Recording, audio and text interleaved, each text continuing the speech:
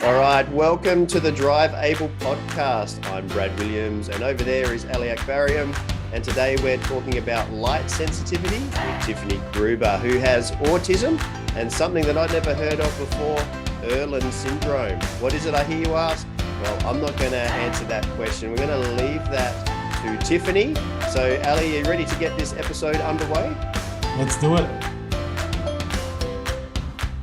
Welcome to the Drive Able podcast, where each episode you get to listen to two of Australia's leading professionals in the area of driving and community mobility for people with disabilities. In each episode, they interview drivers, carers, and industry experts and share the insider's guide to driving with a disability. Here are your hosts, Brad and Ali. Hi everyone, I'm really excited to get into today's interview, but before we get started, we just want to give a quick shout out to our sponsors who make this show possible, Mobility Engineering and Williams OT. This show takes a lot of time and money to put together, so we just want to say thank you to our sponsors for helping bring you this podcast. And today we have Tiffany. Tiffany, thanks very much for joining us. We'll just start by asking you to introduce yourself and tell us a little bit about your disability. Well, my name's Tiffany. I've been diagnosed with autism spectrum disorder. As a result, I've been diagnosed as high functional with wherein syndrome and functional neurological disorder. All right. So what we'll get you to do is unpack that one, because it's a syndrome that I actually hadn't heard about before meeting you. So if you could unpack that for us, and we'll try to learn as we go.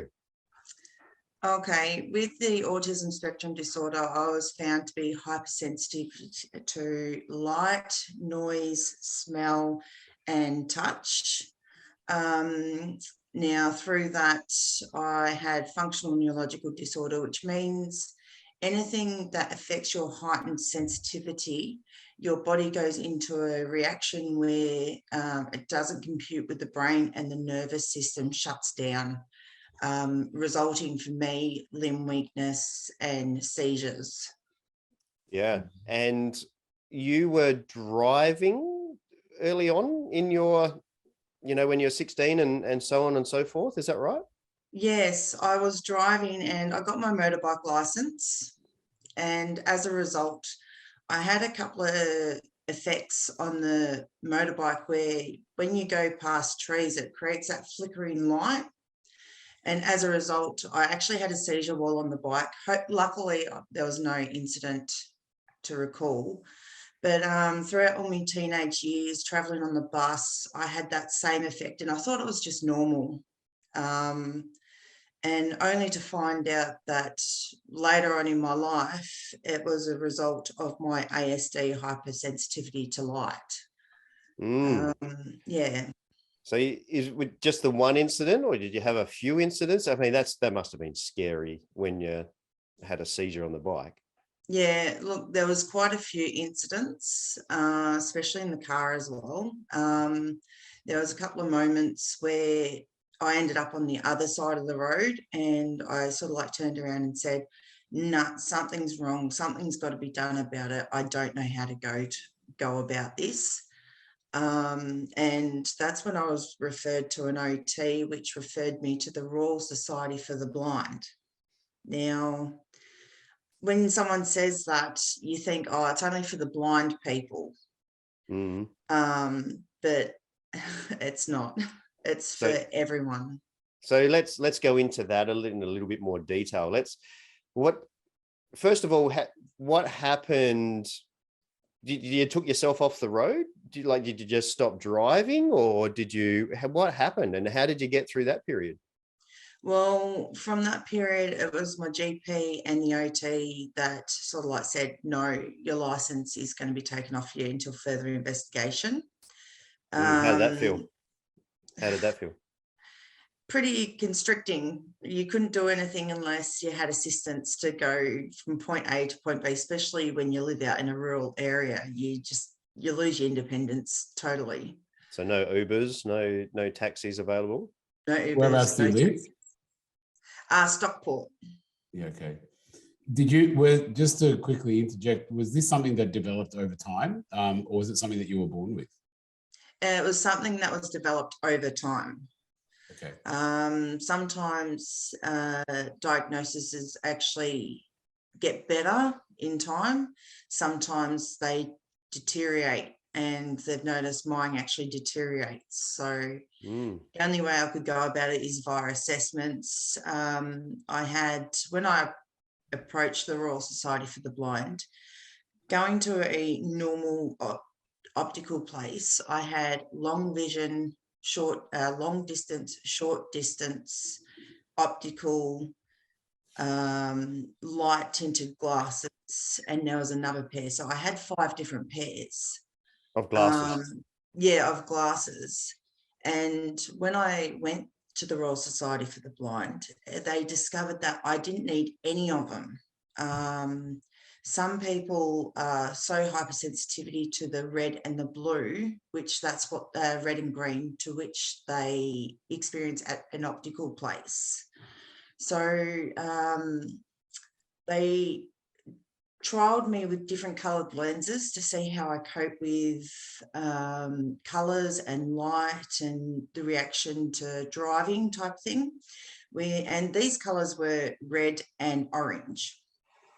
Now, the red ones were for during the day and outside purposes, and the orange ones were for nighttime and also during supermarket hours, like so you walk into a supermarket or in a house with normal natural light.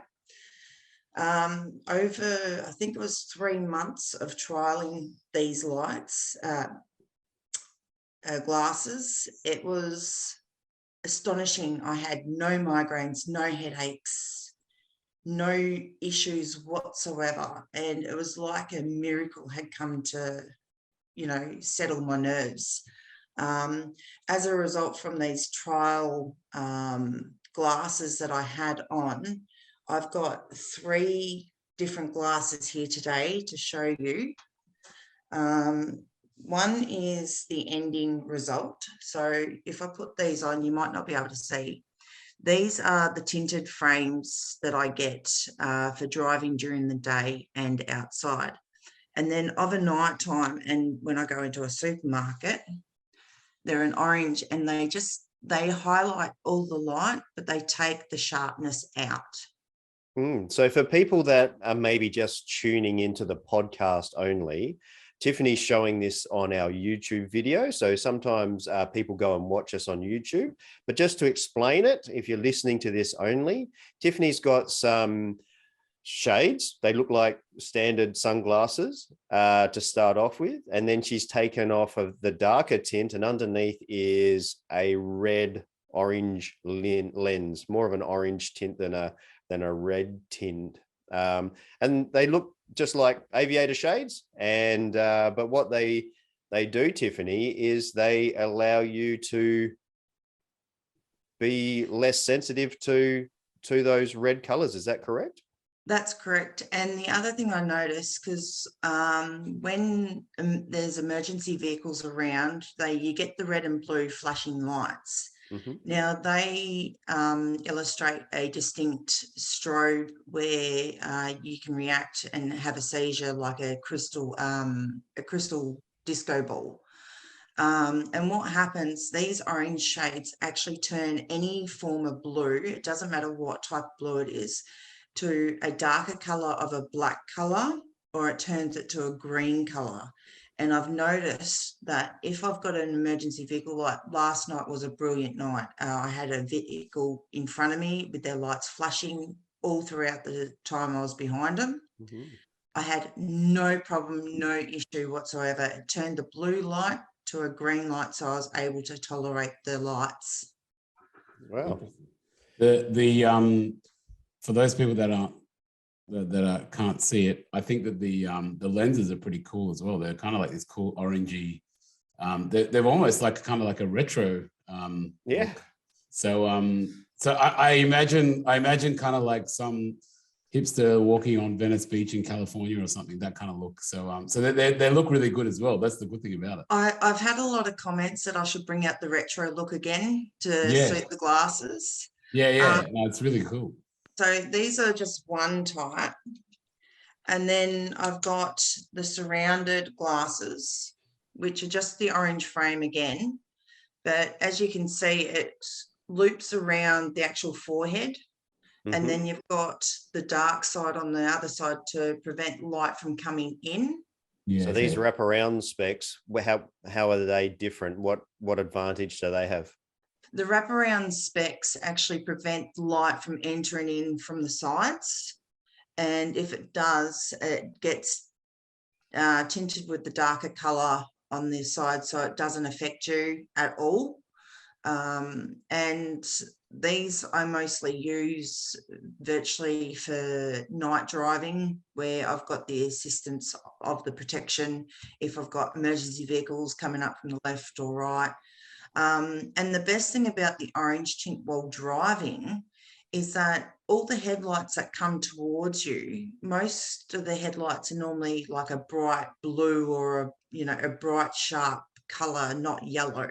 It darkens all those colors to be an orangey yellow color, and I feel that you can actually be more aware of what's going on around you, because everything's of similar color and you know which direction or what direction everything is coming from.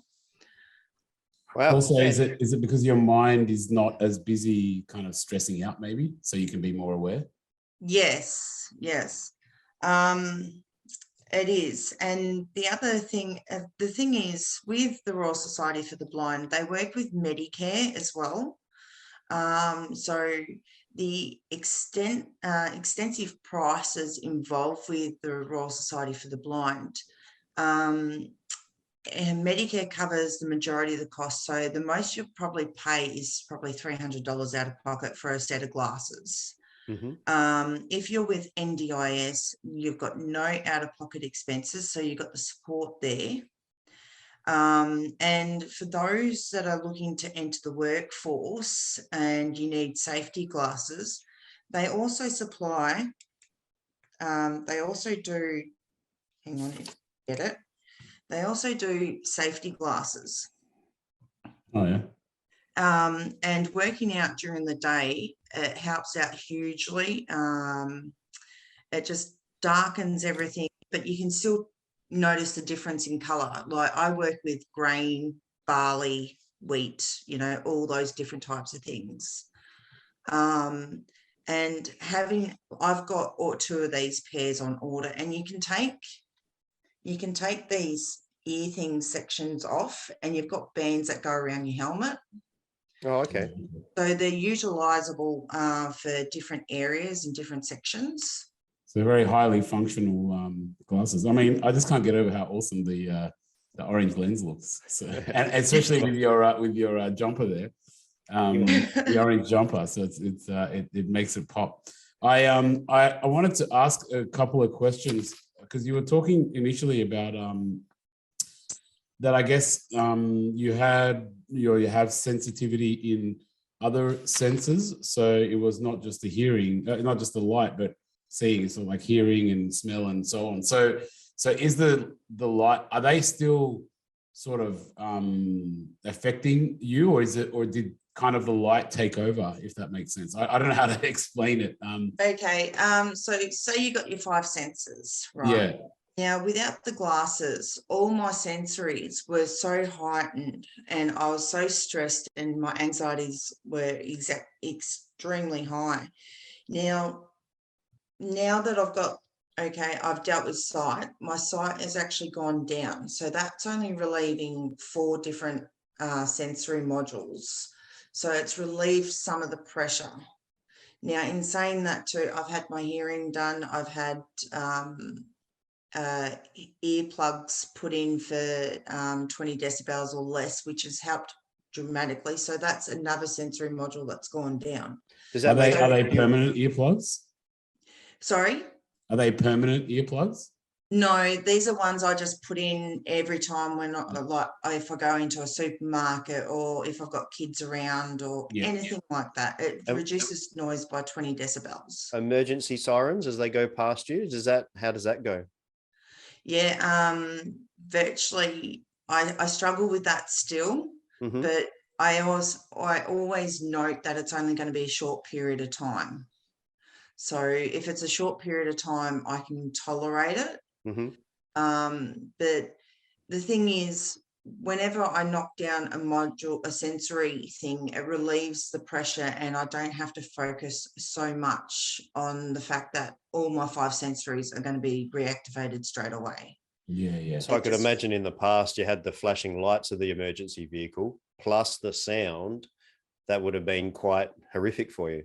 Yeah. It was. Yeah. Wow. So is it mainly sight and sound?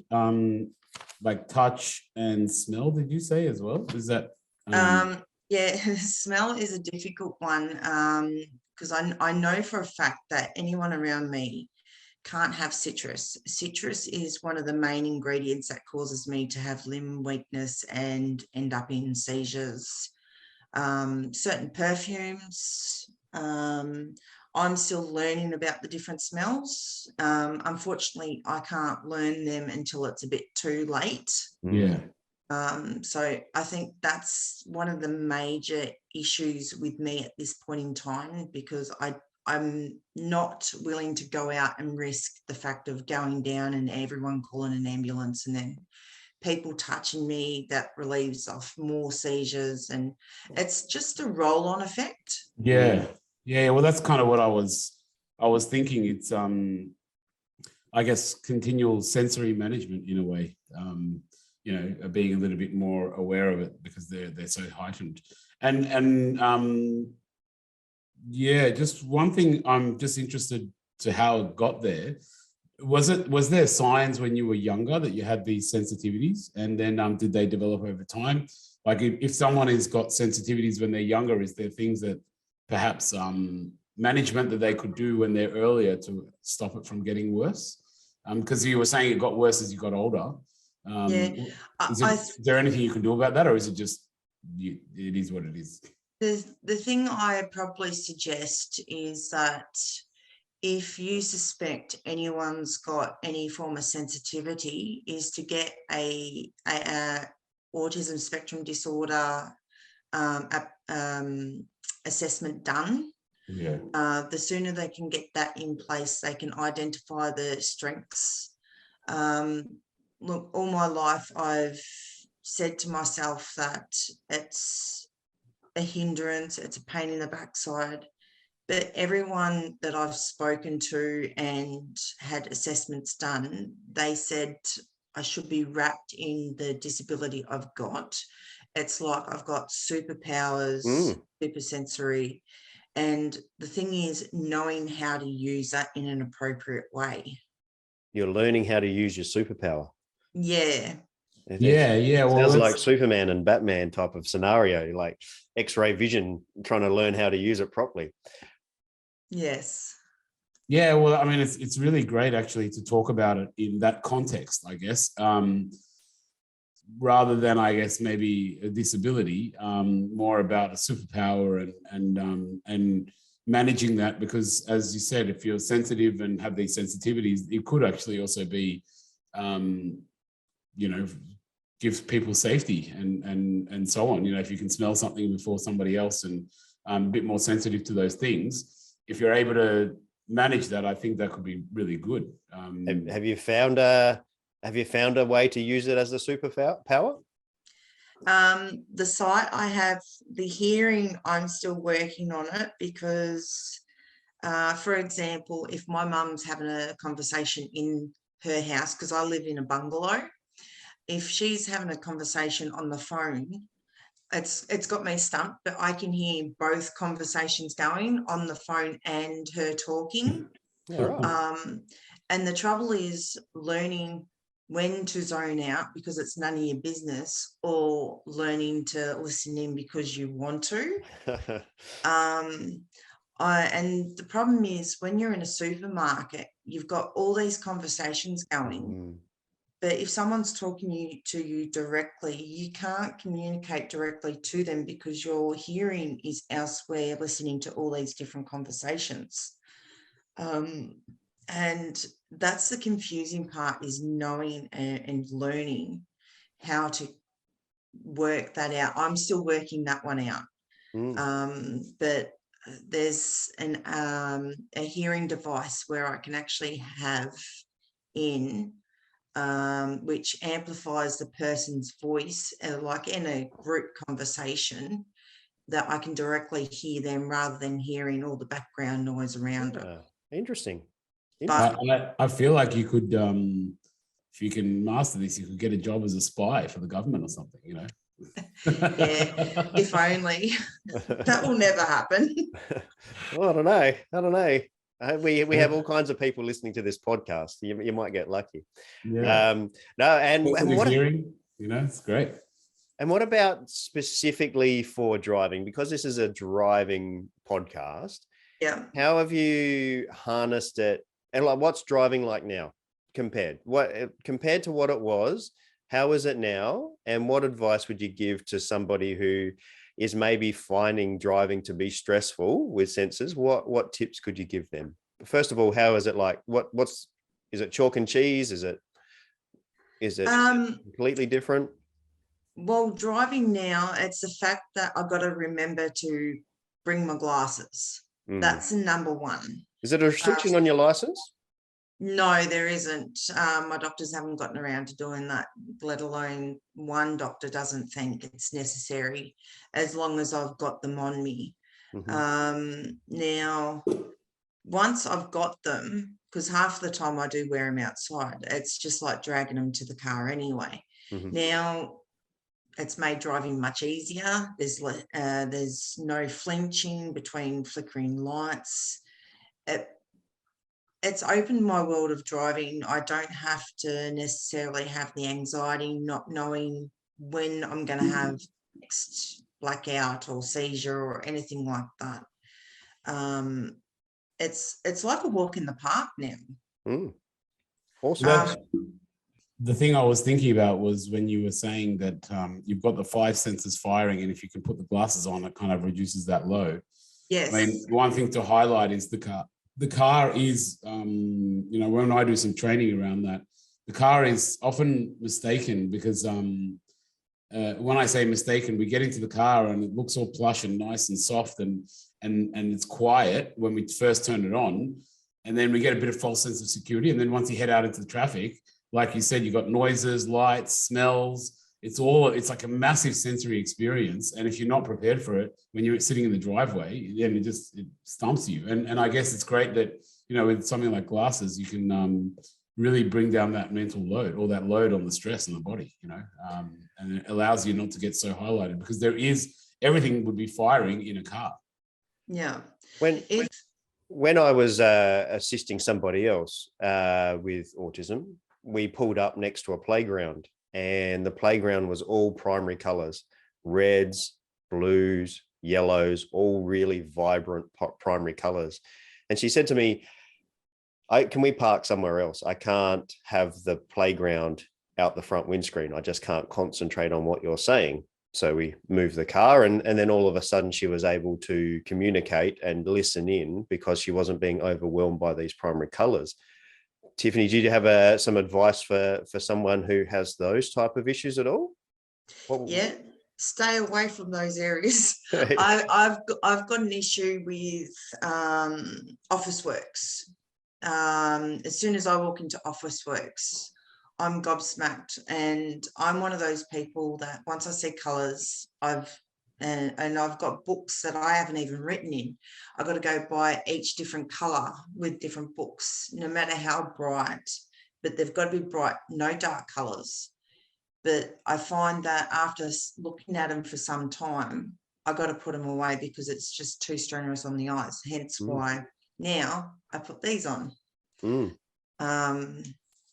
And yeah, as a result, I say it's okay to be around parks with primary colours and everything, but I suggest you take it in small doses.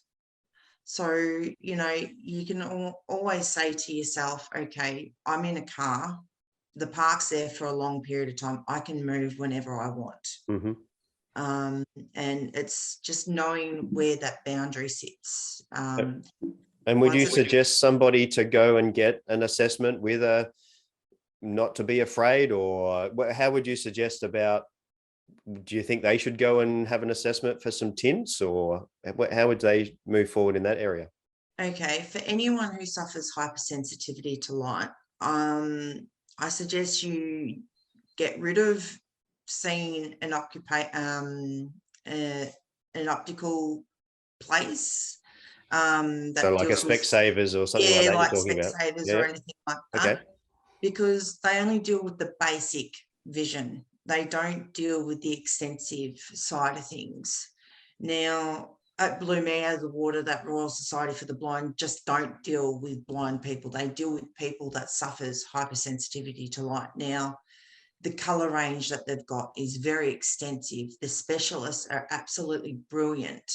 The process they put you through to identify certain things,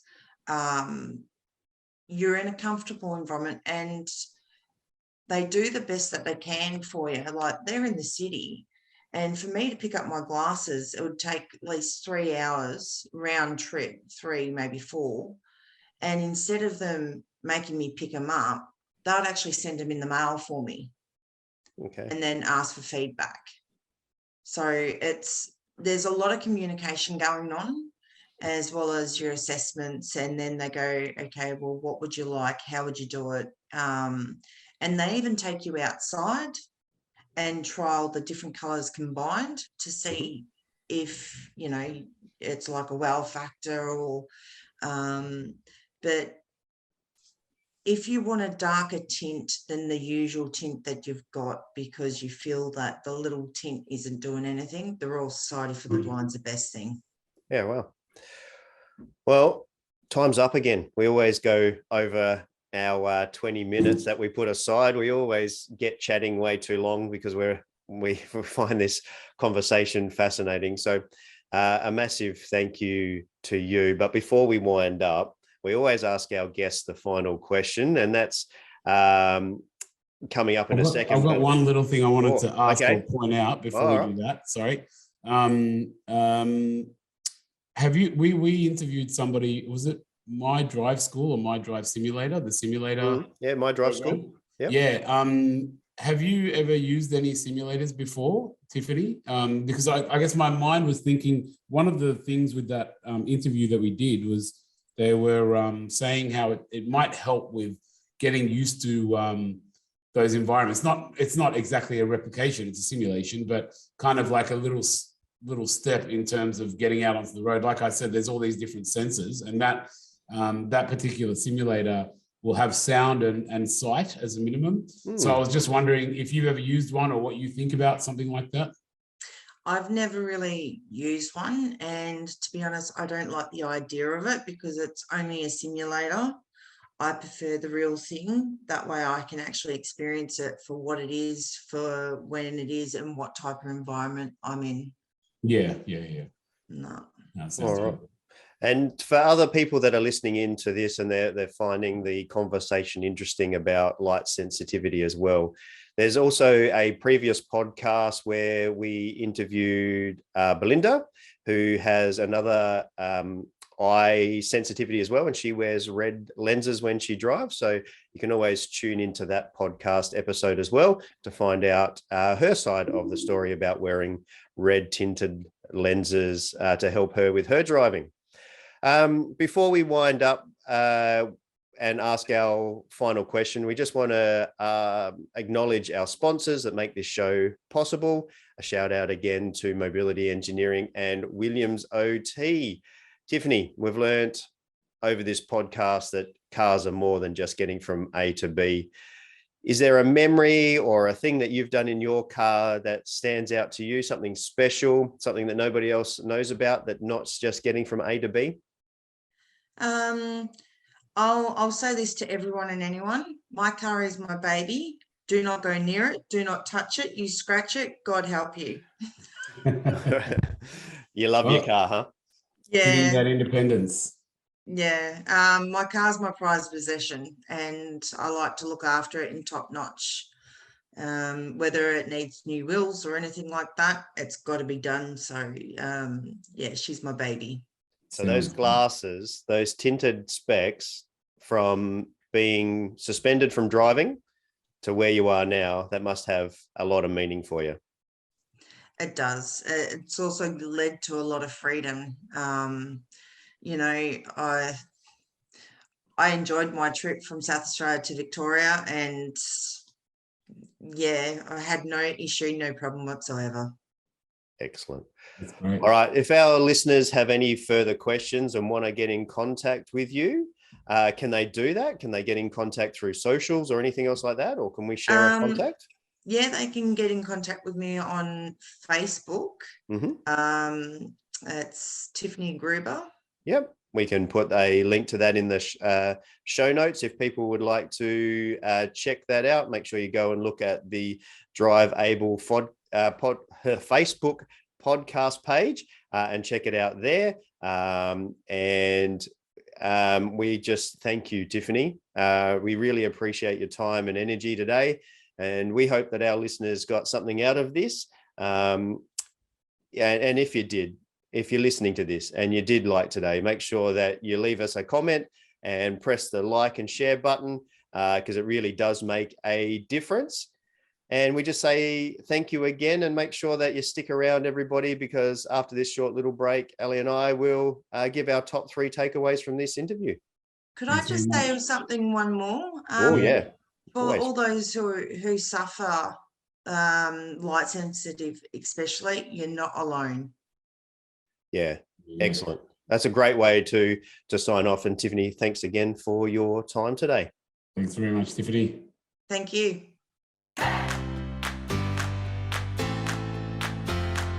All right, welcome back. In this section, we bring you our expert analysis and top 3 takeaways from the interview. This is where we provide our more than 30 years of joint experience in the industry, helping people with disabilities to drive and get out in the community in a safe and meaningful way. So, Brad, we had a quick discussion about some lessons. What's lesson number 1?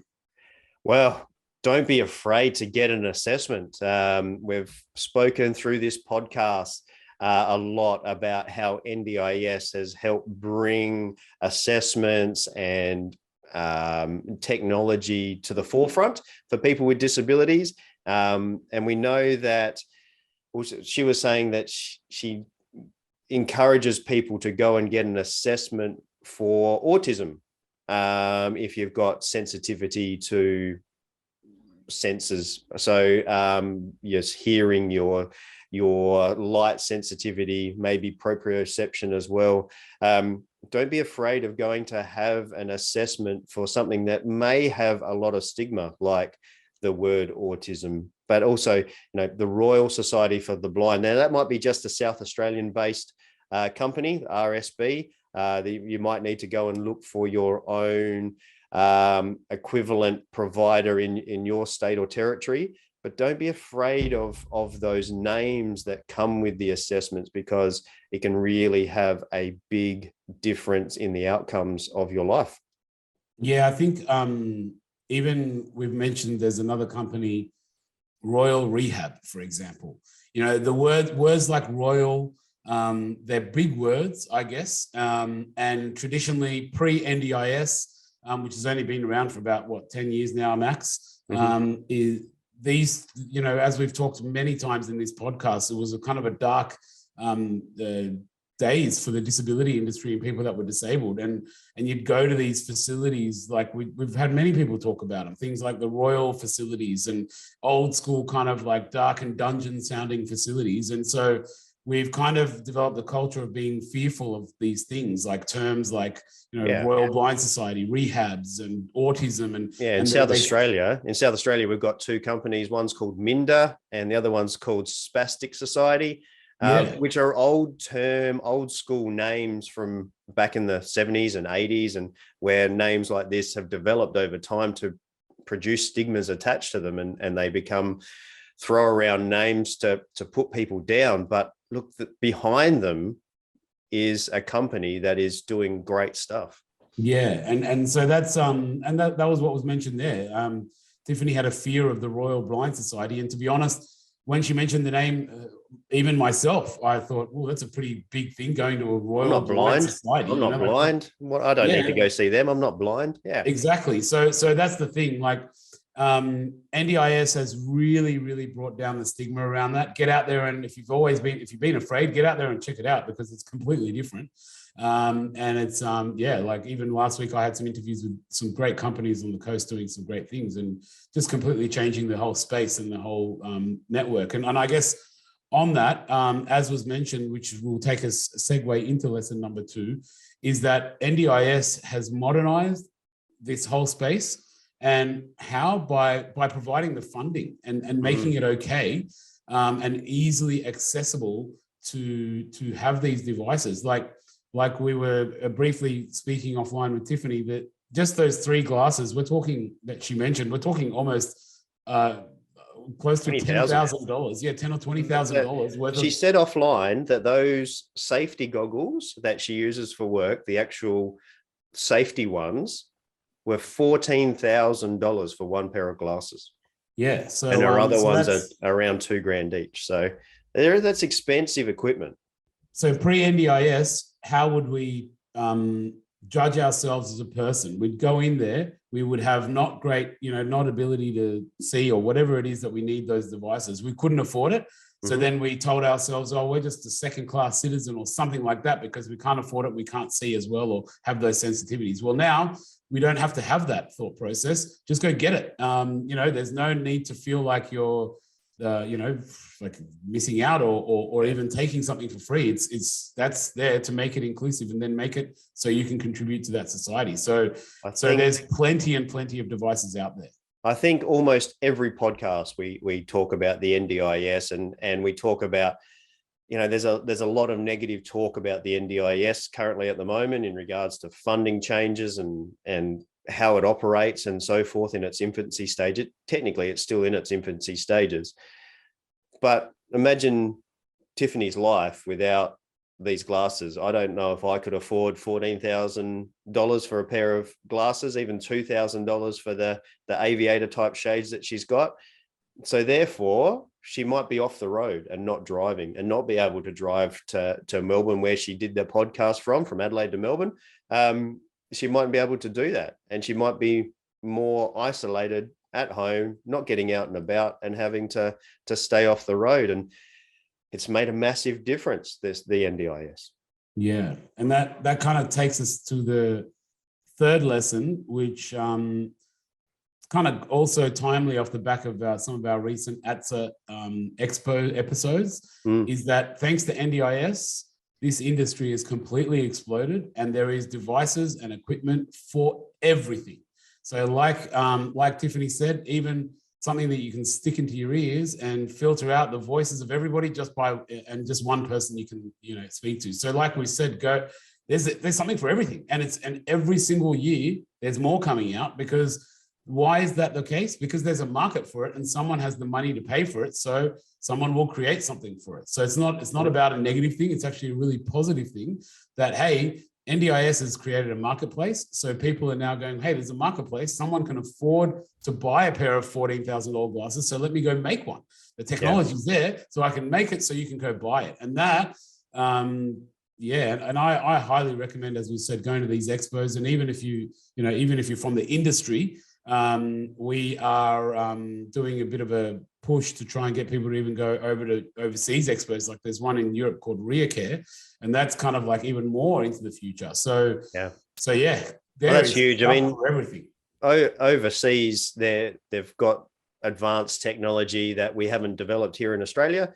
And I think what the NDIS has also done is now allowed us to import some things. I mean, you know, with mobility engineering, Ali, that you've got the ability to import more things now because there is the option of it being funded through the NDIS. So it certainly has opened up the technological world. And pre-NDIS days, that when I first learned, the hand controls were really, really basic. But post NDIS, we've now got technology, which means that you can drive further, you can drive longer, you can drive in more comfort, compared to pre-NDIS days where it was a mechanical push-pull or motorbike style hand control, and as an example. The last little point that I want to bring out, and this is a 3.1 type of thing to reflect on, is I just love the term that she used about controlling her superpowers. She's learning how to control her superpowers. And I think that's just a wonderful way to sign off on this podcast, is that she recognizes that what's technically known as a disability, but she's recognizing it as a superpower, and she's learning how to control it and enhance her superpowers. And I just wanted to reflect on that before we signed off. Yeah, I think that's great. I always tell my kids being different is good. Means you're a bit different, and learn to manage that, and then you're in power. So that's great. Yeah. So it's good. So yeah, that's it, folks. And as we wind up this episode, we want to give another shout out to our sponsors, Mobility Engineering and Williams OT, for helping us bring you the interview with Tiffany today. Williams OT Driver and Assessment and Rehab offers all the pieces of the puzzle to assist people with disabilities reach their driving and community mobility goals. Mobility Engineering is a team of passionate and dedicated people focused on bringing Australia's largest range of suitable transport solutions for all walks of life. And as we say in every episode, the advice provided in this podcast is general in nature. So if you have any queries about what you can do and what will work for you, get in contact with your local OT or mobility dealer and set yourself up with a trial. Trials really do put you in the driver's seat. And as I said, there's so much great stuff out there. So get out there and try it out. Yeah, in this case, maybe it's a contact to something like the RSB, the Royal Society for the Blind, for your trial. So thanks very much, Ali, and can't wait for the next episode. See you next time. See ya. Thanks for listening to the Drive Able podcast with Brad Williams and Ali Akbarian. If you like what you've heard, make sure you like, rate, and subscribe. It really does make a massive difference. If you or anyone you know would like to share a story about driving with a disability, or you would like to get in contact, find the show notes, or find the resources mentioned in this episode, you can find us on Facebook. Just search @Drive Able Podcast for more information.